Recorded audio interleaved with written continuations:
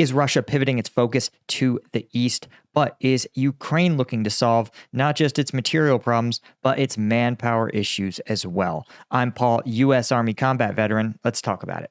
Okay, so the takeaway here, the biggest story of the day, seems to be that Russian forces are pivoting, focusing instead now on Chasiv Yar. And for those of you that don't remember, Chasiv Yar is basically the next largest town due west of Bakhmut. But unlike Bakhmut, that was in relatively favorable terrain, especially for Russian forces, given their proficiency in kind of close quarters combat, Chasiv Yar is a different animal entirely. While there's a lot of these forested areas, it's also in a very hilly region, and it's a tough mix of lakes, forests, and urban areas. And this for Russia is going to be tough because, again, as it has to navigate these obstacles, it's going to have fewer areas where it can pass through that favor the defenders. We're still the southern flank of Chasiv Yar, you can see anchored kind of by Klachivka, is all held by Ukrainian forces. And so Russia has their work cut out for them in taking this town. But this is still part of a Russian focus. In the last 24 hours, we've seen Russian forces launch a number of attacks that are fairly large by Russian standards. A company-sized mechanized assault with 2 tanks and 21 IFVs in the east of Chasiv Yar. We also saw at least a 20 Russian armored vehicle assault or series of assaults in and around Chasiv Yar last week. And there are similar sized mechanized assaults that were occurring pretty much daily until May 17th. And what is interesting about this is a couple of things. First off, we know that Russian attacks in this northern region near Kharkiv have been very, very light infantry focused. Very few armored vehicles are deployed in this fight. In contrast, right, Chasiv Yar seems to be armored vehicle heavy, which is bizarre because, as we said, a lot of these forested areas and urban areas aren't really conducive to armored assaults. We've looked at some of the footage from the fighting. It seems like Russia has these tactics where they'll advance. They will actually have their armored vehicles take up security positions and overwatch as light infantry try to get from one tactical objective to another. So, for example, in this kind of region, you may see Russia might have their BMPs deploy and set up on the edge of this forest here, this windbreak, and then provide cover as light infantry forces try to dart across a road and take up positions, say, in this forested area here. It's not necessarily a highly refined tactic. It's a pretty simple frontal assault, but it reflects the fact that Russia is increasingly refined in its systematic in its tactics, right? These aren't elegant tactics, but they are systematic, repeatable, and simple to execute based on the skill set that the Russian military has in its light infantry forces. But right now, we haven't really seen Russia actually convert this into gains. And again, you can see maybe they're trying to conduct a flanking maneuver. Certainly, I think they're trying to flank down this roadway here and occupy the flanks of Chasiv Yar. But occupying from Bodanivka to Kalinivka is going to be a taller order. I think they may try to take this region here, but you can see that usually when Russia can occupy the flanks of an area, it can usually swallow the area inside of it eventually with enough casualties.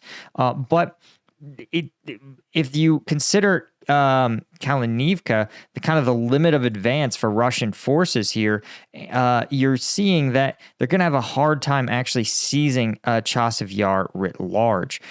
This is, I think, what you could probably realistically expect from Russian forces. So they may be able to take eastern Chasiv Yar with enough effort, but you can see what would have to happen here. Russian forces would have to create a huge salient, a huge prong in this region here, and that's a pretty large vulnerability. So It remains to be seen if Russian forces can actually execute on this, particularly given some changes to Ukraine's laws and their strategic situation. But before we talk about that, I did want to mention Strike Gum, the sugar-free energy drink alternative, right? Each piece of gum here contains all the caffeine of an energy drink. Plus, we finally have our 5-pack, right? You can get 5 packs of 5 for $25, not just here on strikegum.com, but on Amazon as well. So go pick it up, check it out, strikegum.com, or again, go to Amazon and just search Strike Gum Energy. So thanks to dozens of people who've left us 5-star reviews. And of course, if you are someone who's ordered the 5-pack and you enjoy it, you appreciate the size, please leave us an honest review on Amazon. You know, honest reviews like that make a tremendous difference for us as a company, and it tells consumers, hey, these guys are legit, and we are made in the USA. I spent quite a bit more money in having premium ingredients like natural caffeine instead of the weird kind of lab manufactured stuff, and that's all because, well, it's mine. My name's behind it. So if you appreciate that, and again, you've had a good experience, leave us that 5-star review on Amazon. Okay, so the solution that the Ukrainians are coming up to this increased Russian offensive is actually their new mobilization law. Now, it's watered down considerably from the version that Ukrainian commanders initially wanted to see. They wanted something that would really ramp up Kiev's ability to mobilize conscripts, but it ended up being something that at least improves the ability of Ukraine to identify soldiers who are eligible for conscription, even though many people who work in critical areas are able to continue to work. So, for example, they talk about how one individual who administers municipal services, right? So water and heat. He said that in his municipal service department,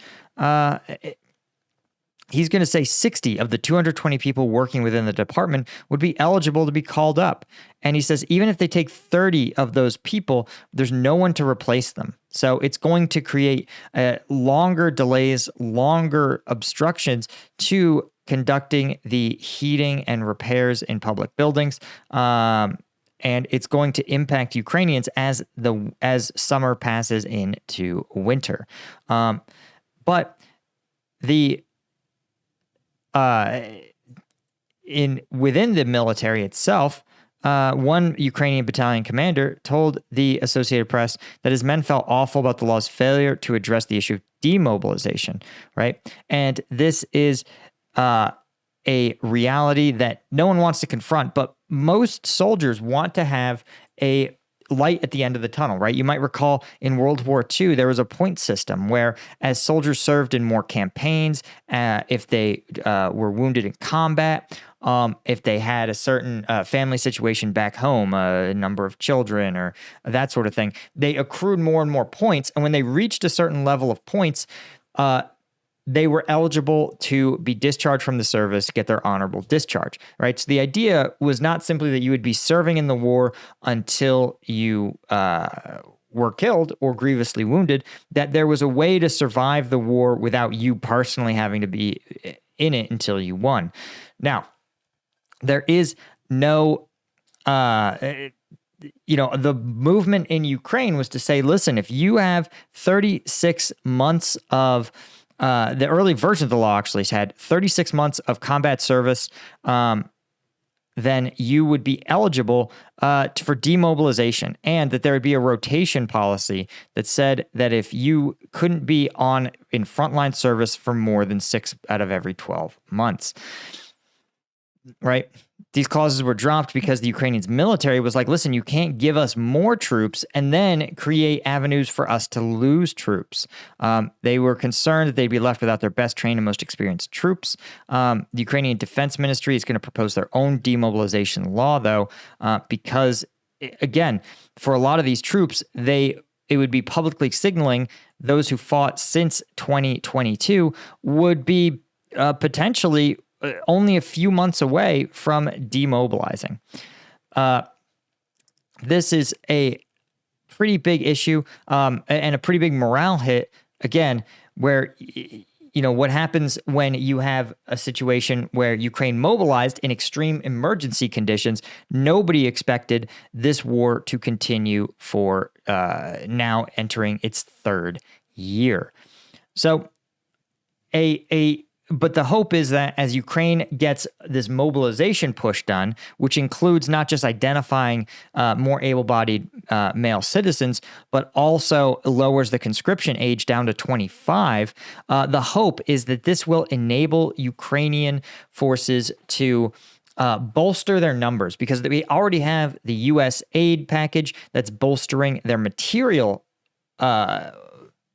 supplies, their material logistics, but now they need to have the troops to do it as well. And while conscripts are generally low quality and of low motivation, the hope is that individuals who might have been kind of on the margins of choosing to serve might elect to serve themselves. And again, a lot of militaries throughout history have fought successfully with conscript armies, so I wouldn't sit there and write this off as a terrible idea, right? Look at Russia. Russia is achieving considerable battlefield success, relying on some of the absolute worst caliber of soldiers anyone's ever seen. So again, the hope is that if Ukraine can add an extra 200,000 or 300,000 soldiers over the course of a year, that would enable them to effectively double the size of their military and create a much more robust rotation system.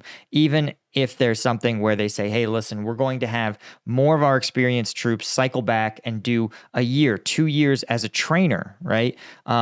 Or in some kind of recruitment non-combat role before we rotate them back into a combat capacity. There's a lot of options available to Ukraine, and the hope is that, again, by increasing the aggressiveness of their mobilization law, they're going to be able to compete with Russia in terms of manpower. Again, Russia, you might recall, mobilizing about 30,000 new troops a month. Anyway, guys, that's all I had. Thank you to the Colonel tier members of combatvetnews.com. Thank you to our Lieutenant tier members. Couldn't do it without you guys, and I'll see you in the next one. Cheers.